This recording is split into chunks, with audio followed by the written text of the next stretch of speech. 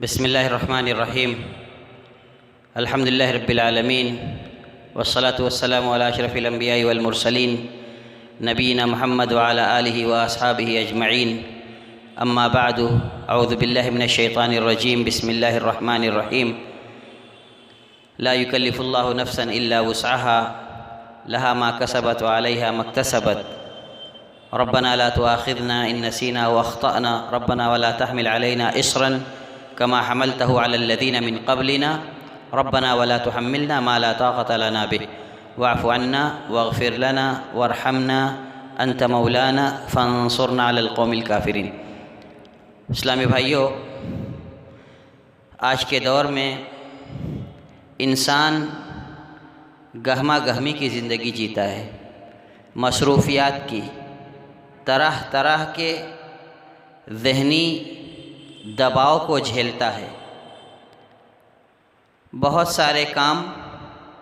ایسے انجام دیتا ہے جس کی انجام دہی میں اس کو اپنے ذہن و دماغ پر بہت سارا تناؤ اور دباؤ جھیلنا پڑتا ہے. ان سب کے نتیجے میں آج ہم ایسی بیماریوں کے بھی شکار ہیں جن کا کبھی ہمارے اسلاف کے زمانے میں کوئی وجود نہیں تھا. لہذا کچھ احکام جو ان بیماریوں کے تعلق سے عائد ہوتے ہیں اور جو ان بیماریوں میں مبتلا ہونے کے بعد اور ان بیماریوں سے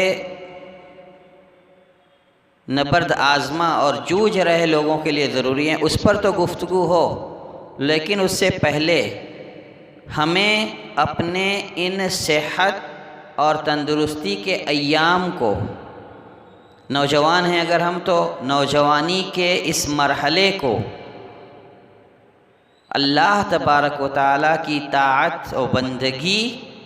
اور اس کے حقوق کی ادائیگی میں پوری تندہی کے ساتھ مصروف ہو کر کے گزارنا چاہیے. قیامت کے دن اللہ تبارک و تعالیٰ کے روبرو جب بندے کے قدم جمائے جائیں گے تو وہ تب تک نہیں ہٹیں گے جب تک کہ وہ 4 سوالوں کا جواب نہ دے لے. ان میں سے ایک سوال خاص کر کے اسی جوانی کی عمر کے متعلق ہوگا کہ جوانی کا جو وقفہ آپ کو عطا کیا گیا تھا وہ آپ نے کہاں گزارا. وہیں دوسری طرف ان خوش قسمتوں میں سے اس نوجوان کو بھی شمار کیا گیا ہے جو اللہ کے عرش کے سائے تلے قیامت کے دن جگہ پائیں گے. شاب نشأ فی عبادت اللہ، ایسا نوجوان جو اللہ کی عبادت میں پروان چڑھا ہو، اس کا مقصد زندگی گزارنے کا آخرت کی فکر ہو اور وہ اپنی دنیا بھی فراموش نہ کرے. نبی اکرم صلی اللہ علیہ وسلم نے اسی لیے فرمایا اغتنم خمسن قبل خمسن. اس میں سے ایک بات یہ بھی ذکر فرمائی تھی کہ شباب کا قبل حرمک، اپنی جوانی کو ضعیفی اور بڑھاپے کی عمر آنے سے پہلے غنیمت جانو، اور جتنا اس میں نیک اعمال اللہ کی بارگاہ میں پیش کر سکتے ہو کرو. آدمی اگر جوانی کے مرحلے میں سست رہ جاتا ہے تو یہ سستی زندگی کے اگلے مراحل میں اس کے ساتھ لگی رہتی ہے اور وہ عمل سے کوتاہ رہ جاتا ہے. وہیں اگر آدمی نوجوانی میں اور جوانی میں نیک اعمال کی عادت ڈالے رہتا ہے تو یہ اس کو اس ایام میں فائدہ دیتی ہے، ان ایام میں فائدہ دیتی ہے جب کہ وہ ان عمل کے کرنے کی قوت و طاقت نہیں رکھتا. صحیح حدیث میں اللہ کے رسول صلی اللہ علیہ وسلم نے فرمایا کہ بندہ مومن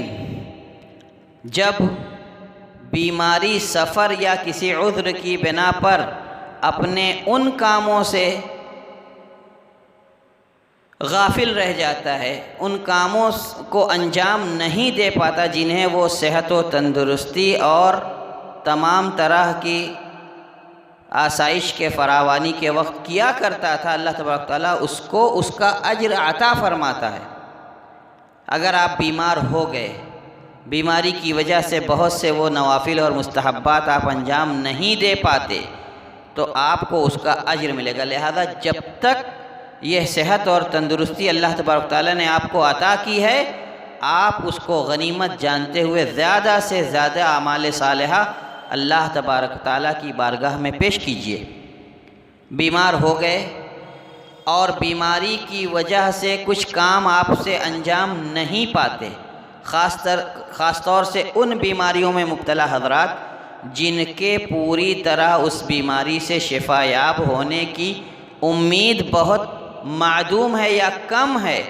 ایسے لوگوں کے سلسلے میں چند باتیں خاص طور سے ضروری ہیں۔ ان کو یہ خیال رکھنا چاہیے کہ اگر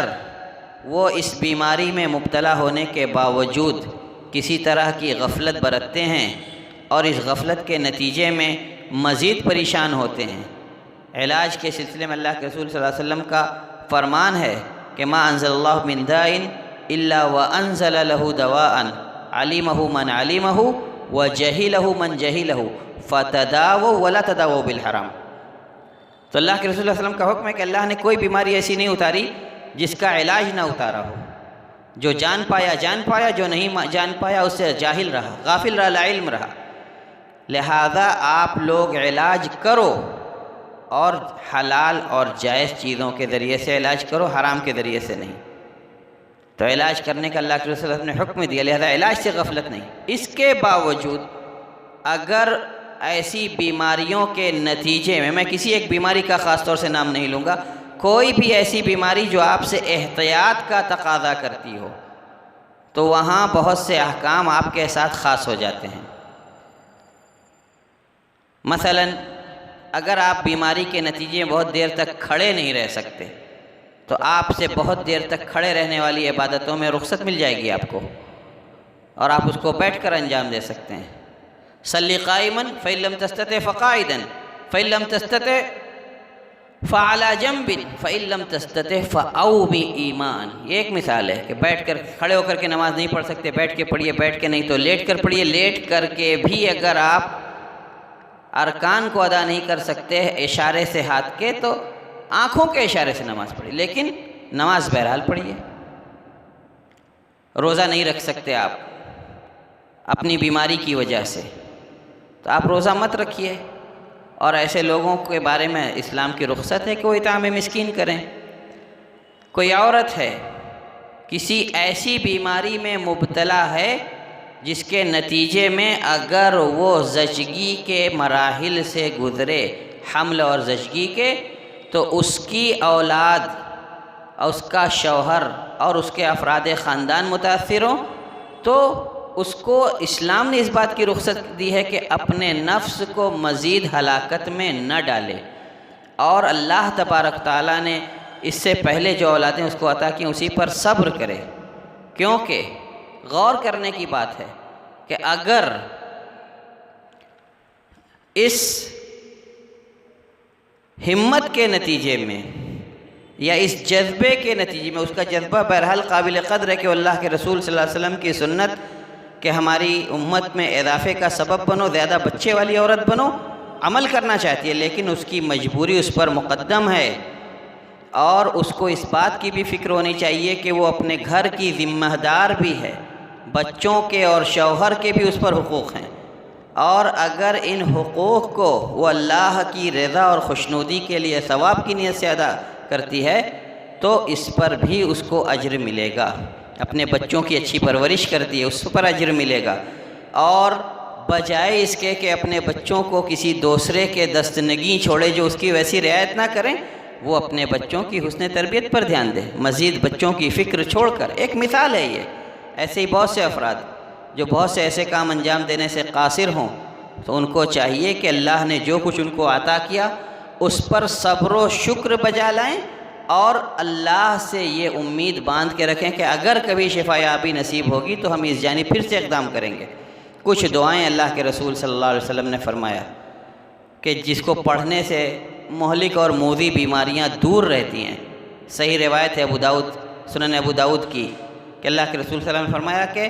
پناہ مانگا کرو، اللہم انی اعوذ بک من البرص والجنون والجذام وسیء الاسقام۔ آدمی اس کو دن میں جب بھی یاد آئے، صبح و شام، دن میں جس وقت بھی یاد آئے، اس دعا کو پڑھے، اللہم انی اعوذ بک من شر ما ذرا و برا۔ اس طرح کی دعائیں جو تمام برائیوں سے بچانے والی ہیں، بیماریوں کے سلسلے میں، ان کو اللہ تبارک تعالیٰ سے مانگنا چاہیے کہ اللہ ہمیں تو ان موذی اور مہلک بیماریوں سے محفوظ رکھے۔ آخری بات جو میں عرض کرنا چاہتا ہوں وہ یہ کہ نیت اس سلسلے میں بھی درست ہونی چاہیے۔ نیت یہ رہے کہ اللہ تبارک و تعالیٰ اس کے نتیجے میں ہمیں اجر و ثواب سے نوازتا ہے۔ غور کیجئے، میں ایک مثال بیان کر کے اپنی بات مکمل کروں گا کہ اللہ کے رسول صلی اللہ علیہ وسلم مرض الموت میں ہیں۔ عبداللہ بن مسعود رضی اللہ تعالیٰ عنہ زیارت کو آتے ہیں، عیادت کو آتے ہیں، چادر کے اوپر سے ہاتھ رکھتے ہیں، آپ کا جسم بخار کی تمازت سے تپتا ہوا ملتا ہے ان کو۔ آپ کہتے ہیں یا رسول اللہ انک توعک کرجلین منا، ہم میں سے 2 آدمی جتنا بخار ہے آپ کو۔ آپ کہتے ہیں اجل، روایت میں آگے آتا ہے کہ یہ اس لیے کہ اللہ آپ کے گناہ معاف فرمائے، آپ کے درجات کو بلند فرمائے۔ تو اللہ کے رسول صلی اللہ علیہ وسلم فرماتے ہیں کہ بندہ مومن کو کوئی بھی بیماری لاحق ہوتی ہے تو اللہ اس کے گناہ معاف فرماتا ہے، اس کے درجات بلند فرمائے، حتیٰ کہ اگر ایک کانٹا بھی بندہ مومن کے پاؤں میں چبھتا ہے تو اللہ تبارک تعالیٰ اس کے عوض اس کے گناہوں کا کفارہ کرتا ہے، اس کے درجات بلند فرماتا ہے۔ لہذا نیت نیک رکھیے، امت کے فائدے کے کام انجام دیجئے، خود اپنے آپ کو اور اپنے گھر والوں کو کسی طرح کی پریشانی اور ہلاکت میں پڑنے سے بچائیے۔ اللہ تبارک تعالیٰ ہمیں اور آپ کو اور تمام مسلمانوں کو صحت و عافیت سے نوازے، اور ہمیں دین کے احکام کو اس کی تمام تر تفصیلات اور باریکیوں کے ساتھ سمجھنے کی توفیق عطا فرمائے، اور اس کے مطابق اپنے اعمال انجام دینے کی توفیق عطا فرمائے۔ وما توفیقی الا باللہ، وصلی اللہ وسلم علی خیر خلقہ نبینا محمد وعلی آلہ وصحبہ اجمعین۔